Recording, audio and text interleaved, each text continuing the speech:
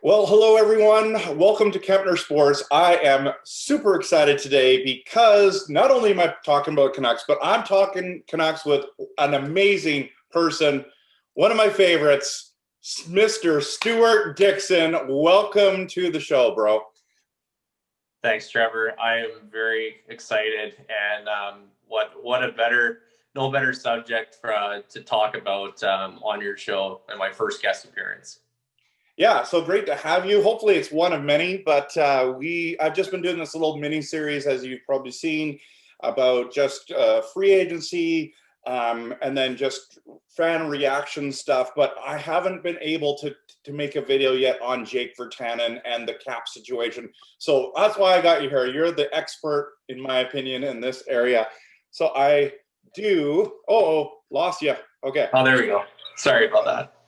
So I want to first of all talk to you about Jake Virtanen. What are your initial thoughts about us signing Jake Virtanen back? You know, I'm actually okay with it. I think bridge deals in this situation are actually really beneficial because it's basically a bet on the team and a bet on a player in terms of themselves about who is, going to perform or not. The Canucks didn't have to go heavy on term with this player, and they certainly didn't have to go heavy on the money front on a one-year deal for this player. Of course, they were at the mercy of an arbiter if they didn't come to an agreement. So I think this is a good deal for Jake, given the fact he's 24 years old, and by this time it'll take him to one more year of restricted free agency with the arb rights at 26. But the Canucks could probably trade him and get a nice piece for him if he performs. I think what's the bigger question is where is he going to fit in on the roster right now? This team has 15 forwards, and they're pretty top heavy already. And certainly the bottom six isn't getting any younger. I mean, they are definitely no spring chickens. So I think if Jake can really prove himself to be more than a middle six forward and give him more, on the special teams, especially on the penalty kill and the power play, then I think this is a good deal. I think this deal gives Jake a chance to be a more complete hockey player. Mm-hmm. Yeah, so I think Vancouver fans have a soft spot for Jake Virtanen because he is from the Fraser Valley. He is a Canucks fan. He did get drafted to us number 6, I believe. And we've all kind of been hoping that he turns out to be something amazing. I know I kind of at this point, I'm not sure he's going to live up to pick 6 category. I know that there's some guys that do and some guys that don't, but I like the progression I'm seeing with Jake. Now, the big criticism is that we didn't go after Toffoli and we didn't go after like some of these other guys. And we got ourselves in a pickle with Jake and we made this new. I like the contract personally, 2.5 for 2 years. That's great. I mean, he was going to get 3 somewhere else. I feel like he gave a little bit of a hometown discount, but I'm with you. Like, where does he play on this roster, right? Like, they are missing a few key guys. So do you think he's going to land in that top 6 role? Like, and if he doesn't, who does? Well, I think you can definitely make the argument that it's going to be a Miller, Pete, Besser first line, and then probably Pearson, Horvat, and I think Jake's going to probably fit in that spot ideally. A lot of people are still giving Louis Eriksson the opportunity to play up there. I know Canucks fans don't want to hear it, but he isn't going anywhere anytime soon, unfortunately, with the way his contract is structured. So I think this is a really good opportunity for Jake to prove that he plays with Horvat and Pearson. If it was me personally, I'd like to see him play with Pettersson because I think he can skate with Pettersson. There is a lot of first-round talent in the NHL, especially in the top 10 talent that doesn't pan out. It usually goes one of two ways. You're either good or you're out of the league. But there have been the odd case of, first-round talent not meeting expectations and then having pretty decent careers. Guys that come to mind are like Alexander Daigle, Alexei Yashin, like tons of other, like I know those are some older names, but you know, there's still tons of guys that go out and carve out really nice careers. I think with the Canucks in terms of their cap situation, you know, it was pretty bitter losing Toffoli for 4 years at 4 and change to Montreal, given that, you know, everybody thought he'd be a $6 million forward, and the guy goes for $1.5 million less than Brock Besser. But I think if you look at Jake's attributes in terms of the non-puck stuff, versus Toffoli, I mean, you know what? He's pretty comparable in that area. It's just both guys are different in terms of the skill sets they bring to their respective positions. Mm-hmm. Mm-hmm. Oh, I agree with that. I don't mind losing Toffoli and keeping Jake just because he's a cheaper option and he still could produce. I don't know. To me, Toffoli is overrated, and I'll tell you why. Like, honestly, if you start looking at his production over the years, he really hasn't produced amazing numbers. We treat him like I don't know. Is he better than Brock? I would say no. I mean, he only played 17 games with us, so how can we really say? But like, even with LA, was he really amazing? I didn't find that. Did you? Well, I would say that Toffoli, let's give him the benefit of the doubt with that ankle injury, which he played through with some serious pain in that series against Vegas. But with Tyler Toffoli, you look at what he has done with the LA Kings, and certainly they've had their own issues in terms of personnel and cap issues aplenty, especially up front. But when they were in the playoffs and they were doing well, he was an excellent player, very clutch player. I would make the argument for some very big goals for the Kings. I mean, Montreal is a bit of a peculiar signing. They get Domi out. They bring in Josh Anderson. You know, they're trying to rebuild that young core. Nick Suzuki's a nice center, but I think for Canucks fans, you know, it's the contract per se. Now, to be fair, the Canucks over these next 2 years are having some of the most brutal cap issues to deal with versus any club. You still are buying out Ryan Spooner this year for another $1 million. You know, we're still paying for the Roberto Luongo cap recapture penalty for the next 2 years. We have Quinn Hughes and Elias Pettersson going into the final year of their ELC, so they're going to want extensions. We also have Thatcher Demko next season going into RFA with arbitration rights as well. So if he has a banner year this year, that could be a very serious arbitration case. The good thing for the Canucks, though, however, is and I'll circle back to this move after, is you got some dead cap falling off the books in Sutter, and Pearson's going to unrestricted free agency, so there's a decision to be made there. But also Sven Berchi, who they did not elect to buy out. Now, this signing or this decision really caught my eye. He was a player who didn't necessarily even participate for the Vancouver Canucks this past season, and he wasn't even left on the playoff roster. In fact, he spent most of his time down in Utica requesting a trade multiple times, and Vancouver couldn't accommodate that or even eat salary. That's how dire the cap situation is. But overall, when you look at the salary cap that is expected to come off the books here, it's definitely conceivable they'll be able to re-sign Pettersson and Hughes. But it also makes the Toffoli contract, you know, that much more digestible, if you will. Mm-hmm, mm-hmm. No, and I think you raised a lot of good points there. So we're in this pickle now, and part of it is we didn't sign Markstrom. I'm okay that I wish we sign Markstrom, but I'm okay that we didn't, knowing that we have Holtby and Demko. Okay, I'm okay with that. It's not signing Tanev, I'm okay with. Getting Schmidt, I am so excited about that, but he's got a large contract, $6 million a year. My personal opinion is he comes in and we play this year, but Edler comes off the books next year. We're not going to be paying Edler $6 million. And if he wants 4, 5, 6, he's going to be gone. And Schmidt's going to be the guy who's going to replace him. So I'm okay with that. It's the rest, what you're talking about. We have to be able to sign those young studs. And now that other stuff, like one thing that you didn't touch on yet is the Ferland situation. Is he going to go on long-term IR or what? I would say that's probably the plan for him. I mean, it's unfortunate that this player has had the post-concussion issues that he has had, especially with the remarkable story of him beating addictions at a very young age. We were all cheering for Michael Ferland, and he is a fan favorite in this market. He's been a fan favorite wherever he has gone. It's just a shame that he's following the path of like Nathan Horton in terms of what his career is becoming, and that is just LTIR relief.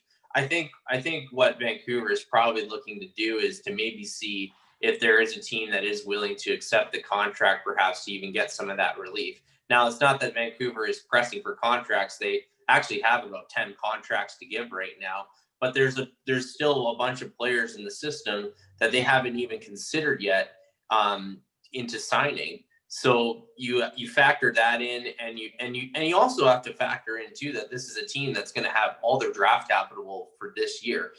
Keep in mind, Nate Schmidt was traded for a 2022 second, or 2022 third rather. So Crazy. you know, Vancouver has all the draft capital to give this year to add to their fold.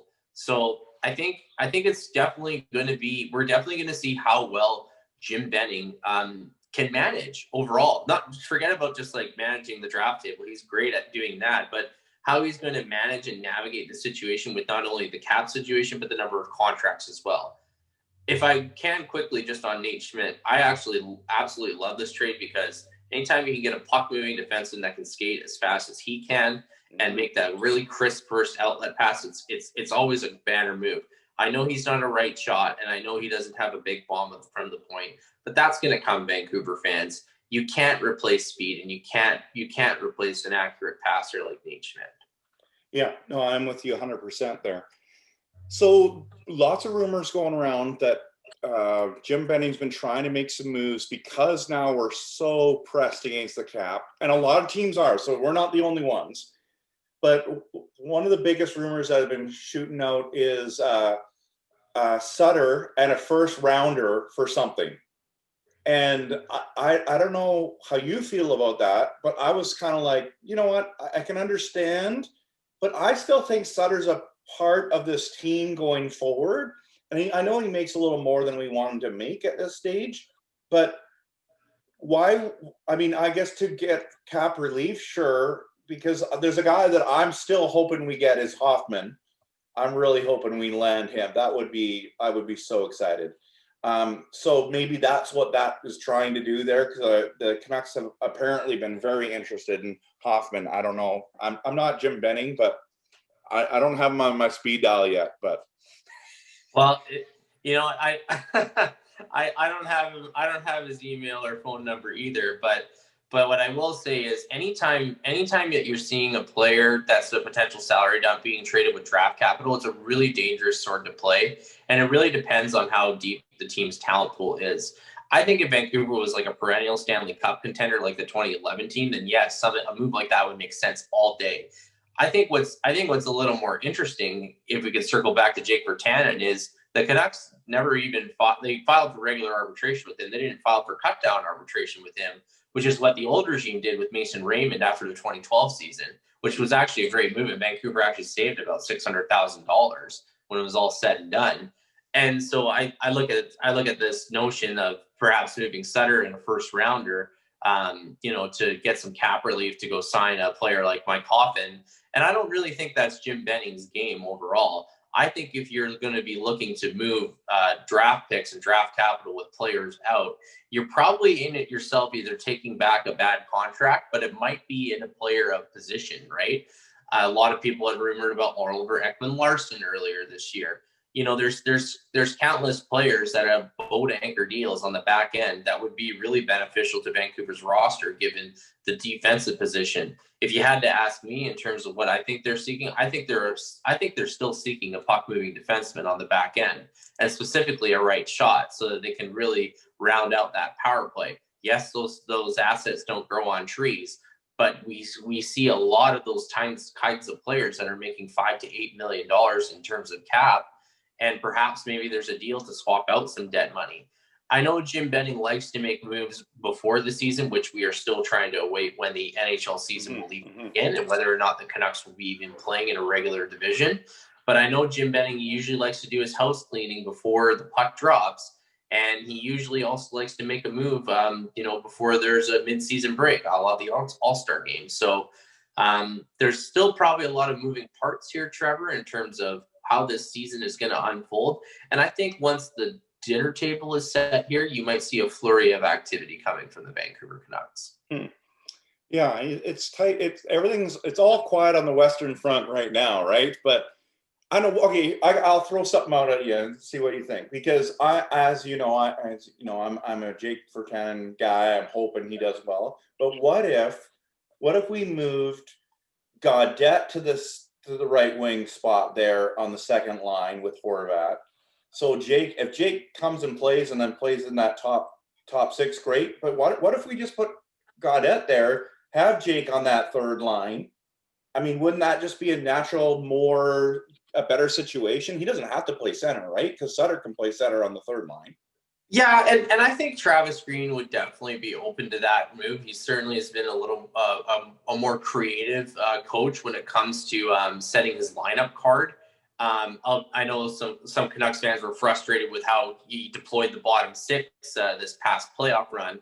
But I think in Adam Gaudette's case, it would be a welcome situation because it would demonstrate his ability to be versatile, and it would certainly give him some leverage going into a contract year himself as he goes into restricted free agency. I think, though, Vancouver's coaching staff likes where Adam Gaudette has progressed. He certainly got better in the faceoff dot this past year. When he came in after being a healthy scratch in the playoff series against Minnesota, he was noticeable. I thought he played pretty good overall, despite not finding the score sheet on a regular basis. But again, I think Canucks fans are probably not going to be too happy with how Travis Green is going to use Gaudette. They'll probably just keep him in that third hole. But I don't hate the idea at all, and I do think it's something that the coaching staff may look at, but maybe more on like we're kind of shorthanded with injuries kind of deal. Mm-hmm, mm-hmm. So I know that there has been a lot of disappointment from Canucks fans because there was so much excitement with what happened in the playoffs, and now just kind of how everything's unfolded. But the business of sports does affect. That's the only reason why we got Nate Schmidt on our team. In no other scenario would we get him for a third rounder. In fact, Vegas was the players were really sad to see him go. And even Nate, he was shocked that he got moved. So when we say these things where like, hey, the cap and moving this guy now, this is sports now. And so I'm concerned, like what I don't like about like Sutter and a first, I never want to give away a top end pick because that's where Jim Benning, in my opinion, is the best. Keep him in his strengths and go from there. That's kind of my theory on that. I don't want to move Sutter, but look at his draft record, and I'm a fan. So I want to stick to that. I do want to ask you though, with this current roster, and I know there'll be a couple more changes coming up, but do you think with this current roster right now, we would make the playoffs next year or this year? I'm gonna answer this in two scenarios here. I think if it's an all Canadian division, that this is a top 3 roster. I think if it's a regular Pacific division, this is a team that's going to be fighting for the playoffs again. Now we saw what Vegas did adding Pietrangelo and trading away core player and Schmidt to the Canucks. But you look at everyone's roster overall. Edmonton got better. Calgary, the jury is still out after that collapse versus Dallas. Arizona should be better, although they're seeming to have some culture issues in their organization right now. The Kings should be better. The Ducks, jury's out. And the Sharks probably should be better, I would say, even though Jumbo Joe isn't going to be back this year. So I think right now, as it stands, if it was in the Pacific Division, I think the Canucks would probably be 3 or 4 in that division. But I think if it's an all-Canadian division, I can't see them being worse than 3rd. Yes, I know everyone's going to hate it when I say this, but Toronto is probably the best team in an all-Canadian division. The Oilers might also rival for that. But I think if you're jockeying for a position in there, I like how Vancouver stacks up versus Winnipeg, Calgary, Ottawa, and Montreal. Yeah. Well, okay. So let me push back a little bit, not about the Toronto thing, because I actually agree with you on that statement, but the Oiler thing. How did the Oilers get better in the offseason? I'm not sure. Well, you know what? I actually really liked the moves Edmonton did.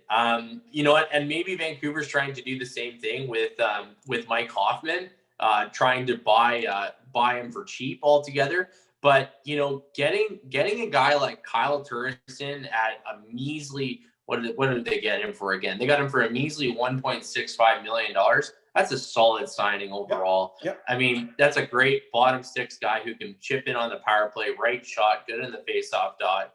You know, the Oilers are funny because, like, you know, they've always been a budget team. They've never really have extended out big money, notwithstanding McDavid or Draisaitl. Daryl Cates is very close knit in terms of how he wants to run the club. They certainly have been really trying to rebound in terms of the culture, bringing in Ken Holland. But I look at the Oilers and I see tons and tons of speed. This is a team that really wants to turn the game into a track meet. And we are seeing the NHL going in this path where speed kills overall. And the other signing that they just did this week, getting Cahoon, who was not even qualified, German player, used to play for the Hawks, Penguins, and Sabres. That's an excellent move to play with Draisaitl. And again, another right shot, multifaceted player. So the only question I think with the Oilers is whether they're going to do on D. Now they got Barry and Larson. You know, he's going to last year of his deal as well. But is it going to be Evan Bouchard time? Is Ethan Bear ready to make a step forward? Right. They're still waiting on a decision on his contract too. Caleb Jones, is he going to take a step forward as well? So I really like where Edmonton's roster is. I think the only question really is in net. But if Koskinen can improve that glove hand and not play goalie like this, then I think, you know, Edmonton should probably be in that 2-3 spot in an all-Canadian division. Yeah. See, I think that's the problematic spot. I think goaltending matters more. I know that you would agree with that statement, but I don't think that weakness. Look, I mean, I got to get a Oilers fan reaction here, but I know a few you can call. yeah. No, yeah. Anyways, so man, okay, I've loved hearing from you and getting your take on this. Has been very interesting to me. I'm excited for the season. I have no idea when it's going to start either, because the NBA just announced all their stuff. In the next month and a half, NBA's all started, going to be going. December 22nd is the first game. It's insane. You got free agency happening, the draft. Like, it's crazy what's going to happen. So I know that the NHL was saying that January 1st, there's no way we're doing January 1st. It's impossible, because you have to have 2 weeks of, you know, at least training camp plus COVID coming in. And what I'm thinking at the earliest will be mid-January, probably February 1st. What do you think? Well, the other thing I will say too is how the governments are going to allow certain nationalities to come into their respective countries to play. Right. There's a huge issue which nobody wants to really discuss in the business of sports overall, and especially for NHL, for how international it is. But how are the visa restrictions going to be for these players in a COVID-like world? And certainly with Pfizer announcing that they have 90% effective vaccination, what is that going to look like? Is the NHL going to wait upon that until there's a more specific timeline? Mm-hmm. Will the Canadian government allow some of these European nations to let their players participate? We've already seen clubs let their players play in their home regions on loans. So, you know what, this could very well be a test of how deep is your system overall. And if that's the case here, then that just throws all our predictions out the window in terms of where performance is going to come. Totally. The only thing I will say is that the NHL and the NBA front offices as a whole are actually pretty close and intertwined. Case in point, Gary Bettman used to work with David Stern, now retired in the NBA. Their league offices are very close in the state of New York. You know, there's a ton of connections and similarities with their schedules because a lot of them occupy the same building. So both leagues have to work together.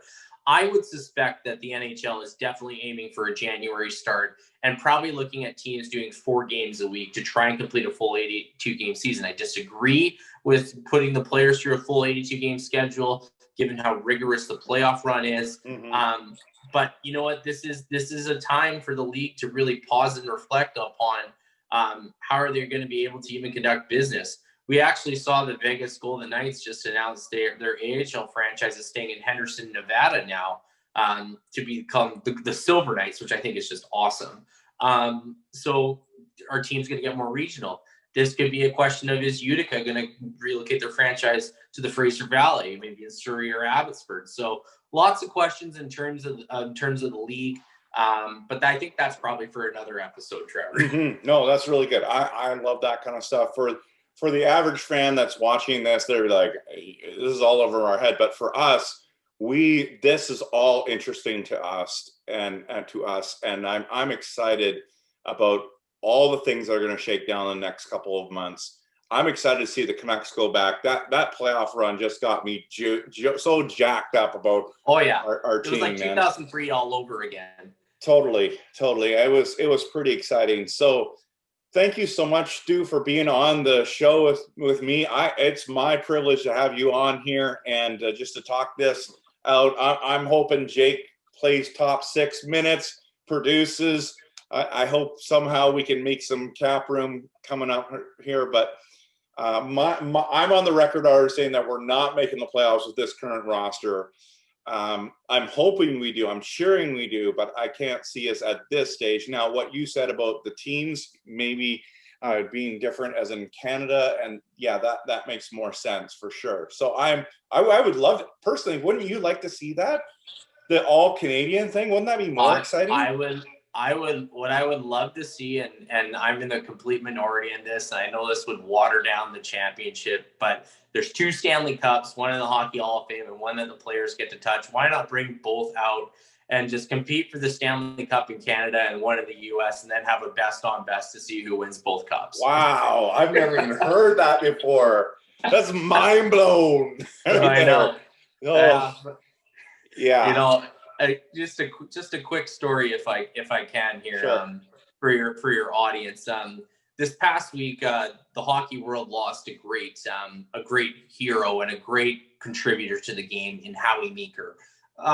Sorry, I might get a bit emotional, but Howie was a huge part of Hockey Night in Canada. He made his residence in Parksville and Nanaimo. I got to spend some time with Howie Meeker once when I was 13 when he brought the Stanley Cup here during the second lockout, and once while I was waiting shoulder surgery in Nanaimo. And both times we were talking hockey, of course, and watching Olympic hockey. And